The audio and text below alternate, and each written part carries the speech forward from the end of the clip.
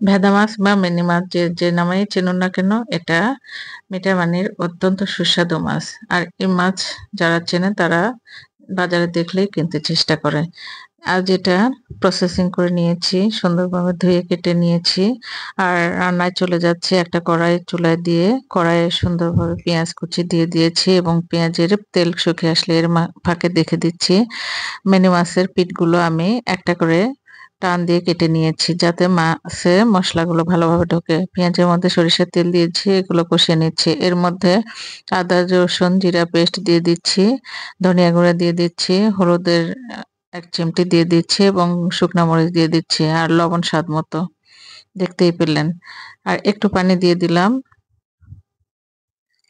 দিয়ে এগুলো সুন্দরভাবে কষিয়ে নিচ্ছি। কষানোর ফাঁকে দেখে দিই এর মধ্যে একটু রসুনও দিয়ে দিয়েছি। আর ২-১ পিস দারচিনি পড়ে, যা দেখানো হয়নি। এখন মসলাগুলো কষিয়ে যখন এর পানি শুকিয়ে আসবে এবং তেলগুলো উপরে উঠে আসবে, এর মধ্যে মাছগুলো ছেড়ে দিয়ে দিচ্ছি এবং চুলার আঁচ মাঝারি তাপমাত্রায় থাকবে এ পর্যায়ে। দেখুন এগুলো উল্টিয়ে যখন পানিগুলো আরেকটু শুকিয়ে আসবে, তখন এর মধ্যে একটু পানি দিয়ে দিব।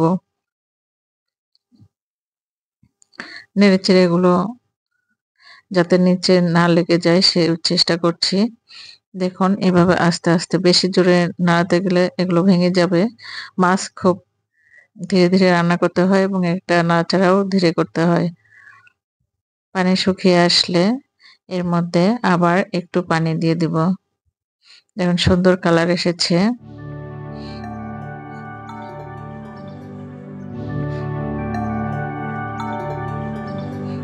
অনেক ধীরে, ধীরে রান্না করতে হবে। অনেক জোরে জাল দিলে এটা পুড়ে যেতে পারে। এই পর্যায়ে একটু পানি দিয়ে দিলাম আর এই পানি যখন কমে আসবে তখন আমাদের রান্না হয়ে যাবে। এভাবে আমরা ভেদা বা মিনি মাছের ভুনা করে নিতে পারি। আপনারা বাসায় চেষ্টা করবেন এই মাছটা খাওয়ার। যেহেতু সুস্বাদু মাছ এবং মিঠা পানির মাছ এবং অনেক পুষ্টিকরও। একটু ঢেকে দিলাম। ঢেকে রান্না করব ধীরে, ধীরে। আমার রান্না প্রায় হয়ে এসেছে। তেলগুলো উপরে উঠে এসেছে। এই পর্যায়ে আমি নামানোর আগে একটু ধনেপাতা ছিটিয়ে দিব এর উপরে। যারা ধনেপাতা পছন্দ করেন তারা ধনেপাতা দিতে পারেন। আর যারা পছন্দ করেন না তারা এমনিতেই খেয়ে নিতে পারেন। এখন ধনেপাতা দিয়ে দিচ্ছি। রান্না প্রায় কমপ্লিট।